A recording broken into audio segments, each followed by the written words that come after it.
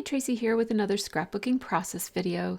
Today's video is going to be a little bit different. This is a very simple double-sided page that I created as part of my I Am Who I Am project, which is something that I'm doing over on Patreon, where I'm posting journaling and scrapbooking activities to document our own selves, but also to grow a little bit as we do it. So this page started just as me cutting out an illustration from some packaging that I really liked.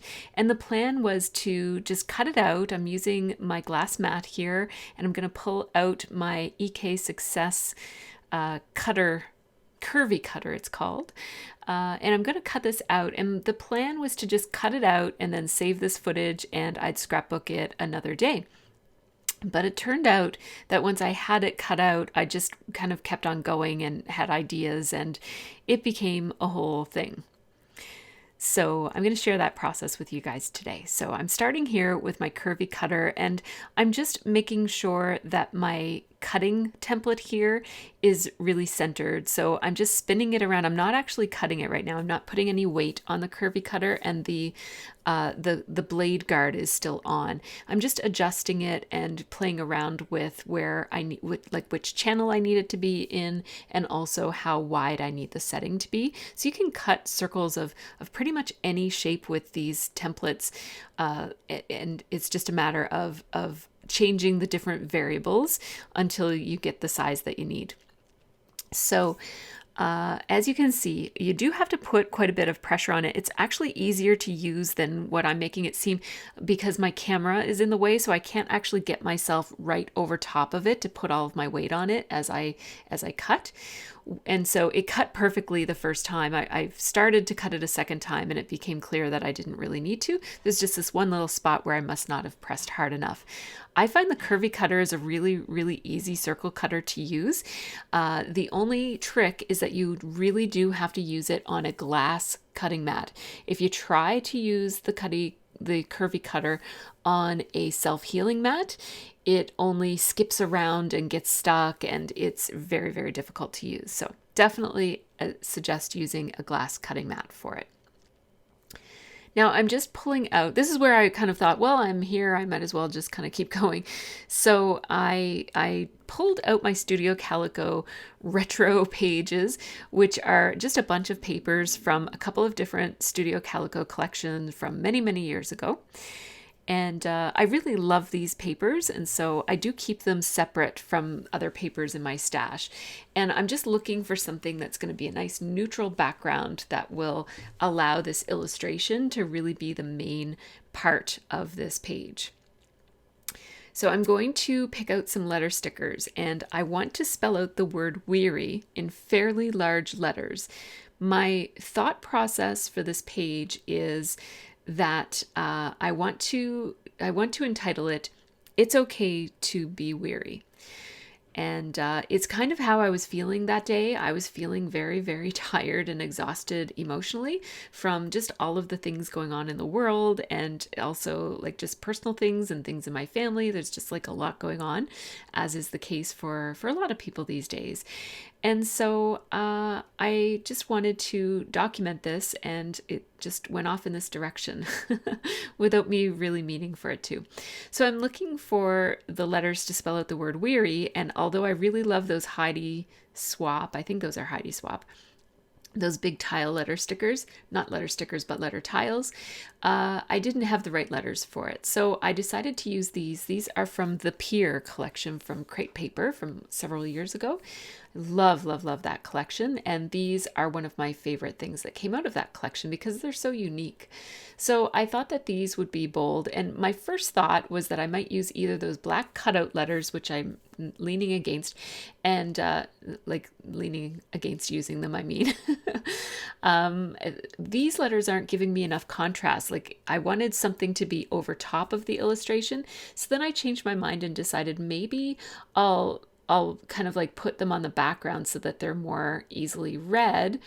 I like how big they are, and I like the tiles kind of keep the letters separated so that that word really takes up a lot of space on the page, because that's what this whole thing is all about. So then I thought, if I place the illustration up in the corner here, it almost looks like the weight of the world is leaning on the shoulders of the word weary. And in particular, I thought that the word why looked like it might be holding up its arms to be holding the weight of the world. And then I thought that all of those little birds on the illustration could be representative of all of the different stressors in my life. And so I'm just pulling out some letter stickers. I really wanted to find some mini markets that will work for the rest of the words in this title of It's Okay to Be Weary. And so I'm picking out a few options, and I ended up going with this green tile letter sticker. Now, you can't get mini markets anymore, but you could use any tile letter sticker. I like to mix tile letter stickers with shaped letter stickers. Although these are both tiles, you can't, the tiles for the word weary are see-through, so you can't really see them. You can use any ruler. I do have the Thickers alignment tool, but I'm just using my T ruler here because it was close at hand to spell out these letters. I was going to use those yellow rubber stickers from Freckled Fawn to say okay. I want okay to kind of stand out and be different than the rest of the title, so that's why I'm looking for a third kind of letter sticker here. I ended up going with these Prima letter stickers. They're really textured. They're made out of like a canvas type of material and then painted yellow, so they're really, really interesting. It's a little bit smaller than the other letters, but because it's such a bright color, I think it still does a pretty good job of making the word okay stand out on the page. So now I'm just going to take off the strip, the manufacturer's strip from that paper. It's just a very small text. It doesn't really say anything. I think it's just nonsense sentences. And I'm just doing my best to estimate where this is going to be. I want to place this illustration so that the tree is vertical and so that it's up in the top corner, but maximizing how much I'm going to actually show of the illustration. So I put it up in the very top corner. And I'm just going to cut off the parts of that circle that overhang the 12 by 12 paper.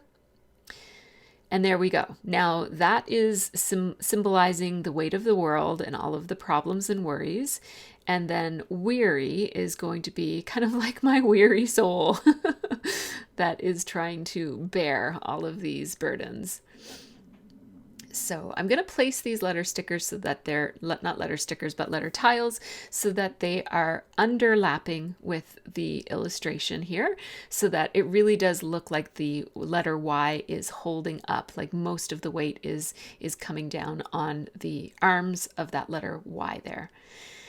And I thought about using staples. I also thought about sewing over this. You can sew over these tiles. I've tried it before on other pages, but I decided to go with a very thin bead of glue here. I'm using Stampin' Up glue, and just in a fine tip applicator. And it's working really, really well. So there is some oozing, like it's coming out a little bit from where the letter is, but it's still clear, and it dries clear too, so you can't really see it. And this is super liquid glue. It hasn't gotten clogged yet. I wasn't sure how I would like this glue when I bought it. This is my first time using it. Not my first time using it, but this is my first bottle of it that I've ever tried. And so far, so good. I'm enjoying it. So there are those letter stickers, and I want the letter B to be over here. And then I'd like the word it's to be right above the W. So I don't want it to be like projecting over the top of the W. I want it to be completely lined up on top. So I just placed those letters in such a way that I could control the spacing afterwards. And then I just put OK in the little gap. So this is basically the page on this side. Now I am going to also do the other side. So I'm going to basically go through that same stack of Studio Calico papers again. And I'm looking for anything that coordinates with that pattern that's on the other side. And I found this letter paper. It looks like it might be from the same collection. It coordinates really, really well. These are a variety of individual pages that came in kits, as well as a couple of collections that I bought from Studio Calico because I like them so much. I'm just going to put those all back in my little baggy file folder that I keep my paper collections in. And now I want to cut an envelope here, basically like not an envelope, but a folder, an accordion pocket is what I'm making. And I'm going to cut a little bit off of the bottom of this page. I think I cut an inch off the bottom so that now it's 11 by 12. And now it's going to look like I'm cutting this paper, but I'm using my scoring blade. So the Stampin' Up! Trimmer has a cutting blade and a scoring blade. So first I'm scoring at 3/4 of an inch, and then I'm pushing it in by 1/4 of an inch and scoring, and in by another 1/4 of an inch and scoring. So that I have 1/4 of an inch and then I have a 3/4 of an inch space, and then I have 2 1/4-inch spaces that basically create a little accordion fold. So the wider space, the one that's 3/4 of an inch, that one will hold my glue and connect it to the background paper, and then the other two form a little accordion fold so that this pocket can accommodate a large amount of papers, because I have 21 pages of journaling to include in this. Boy, that's a lot of burdens, isn't it? But it's not all personal journaling. So the thing that I wanted to say about this is that sometimes the things that are on your mind are so big and so many that it's hard to sit down and journal it all. But that's okay. What I did, and you can do whatever works for you, but what I did in this case was there was one big thing that was weighing heavier than everything else. So I went to the Wikipedia page of the it's not funny, the Mass Casualty Commission that is investigating the big shooting incident that happened here 2 years ago at the beginning of the pandemic.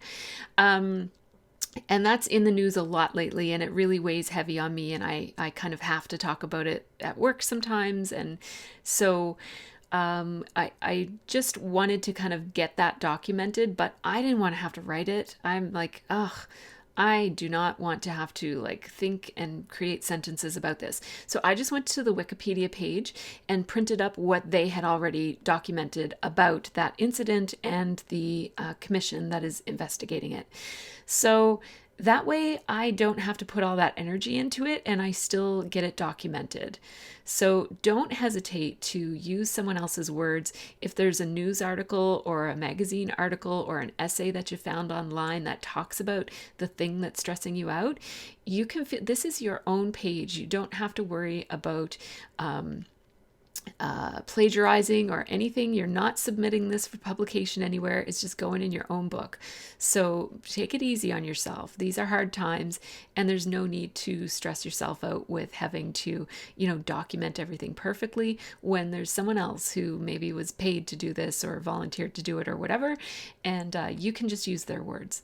Now, in addition to the pages of basically reference pages of what this incident is all about, I also just made a big long list of other things that are kind of weighing heavy these days on me. Some of them were personal things that have happened to family members, things that have happened to us, things that we're going through.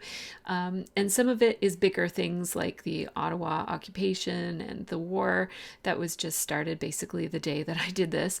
The war in particular was weighing pretty heavy on me that day.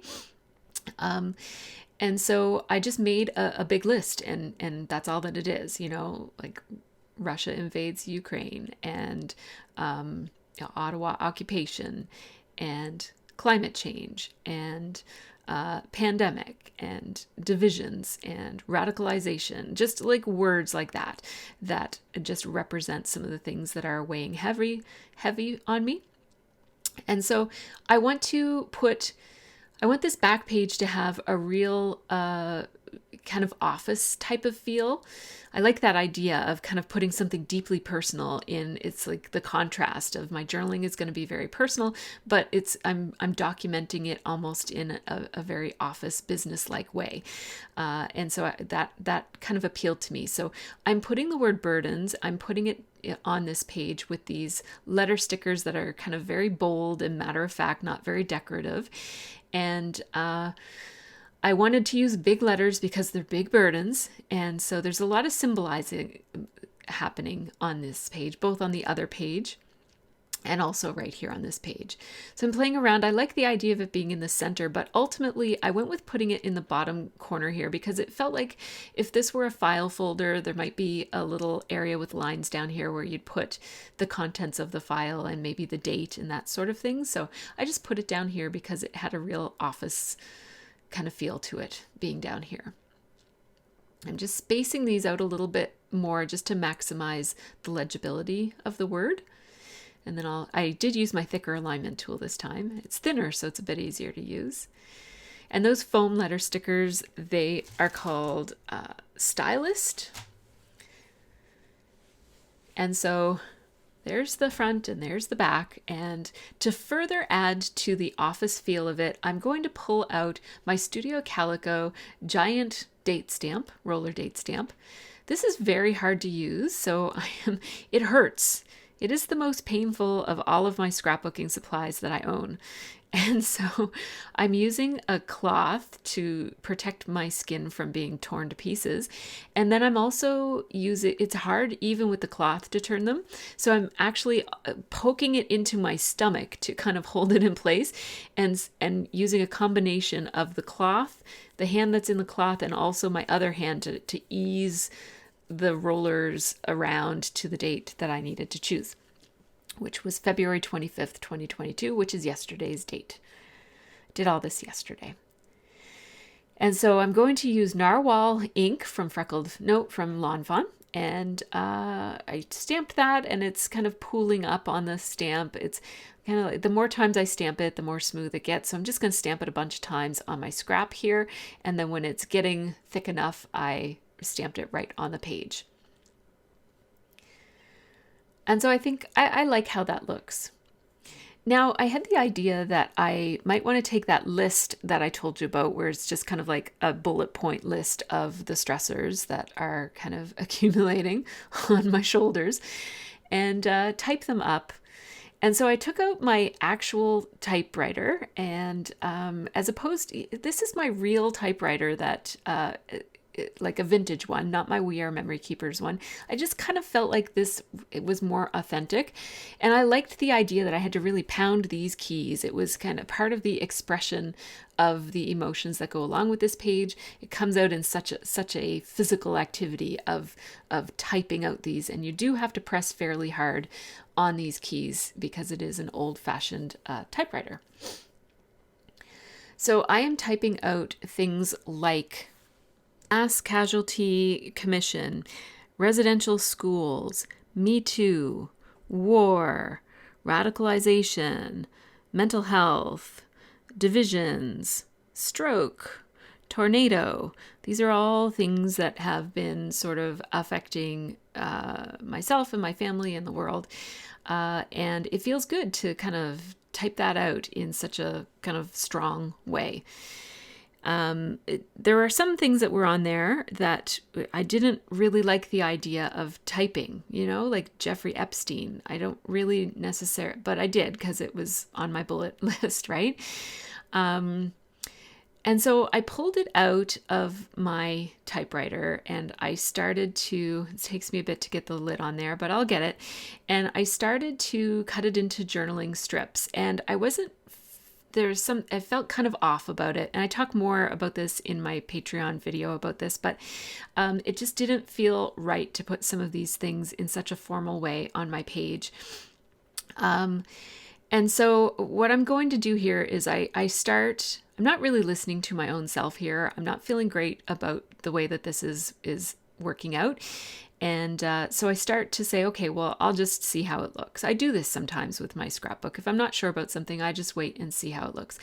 So I'm going to start cutting these out. I started with my trimmer and then I made a mistake there and tossed it. I'm looking for something. I can't find it. I'm just going to cut these out and start laying them on. They're going to look kind of like Tim Holtz tiny chat things, you know, those chat stickers that he makes, except horrible, because they're all horrible things. And I just felt like it was like honoring something that was bad. So instead I cut them all up into a million little pieces and said, no, I kind of don't want to do that. Although I liked the process of typing, let's just throw that all in the garbage. That's not really what I wanted to do. So it's not that it would be wrong to do that. It's fine if you want to do that. It just wasn't feeling right for me. So I trashed that idea quite literally. And now what I'm doing instead is I'm writing those same things, but I'm kind of hiding them in the bodies of the birds. That bird in the mouth section, it says me too. The other one says MCC for Mass Casualty Commission. I'm writing residential schools, and I'm hiding all of these things in various places on this illustration.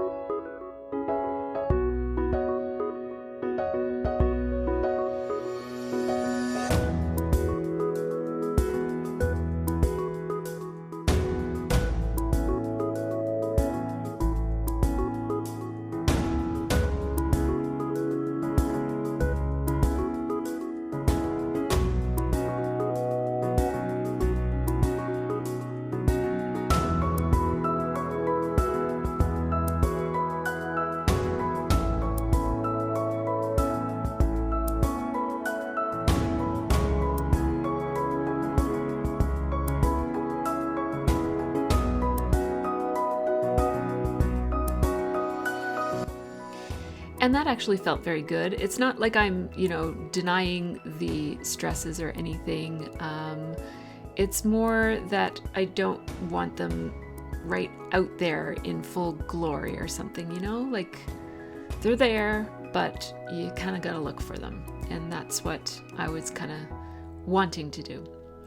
So, I would encourage you to just kind of be true to yourself, especially when you're doing a meaningful page like this that has a bit more personal content than most pages.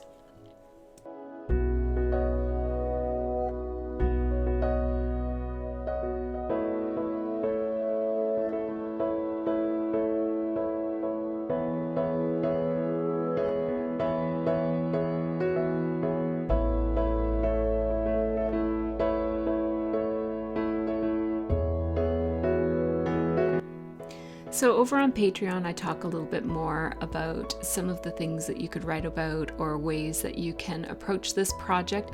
But this is how this page came out. And so as you can see, there's room for lots of different pages there.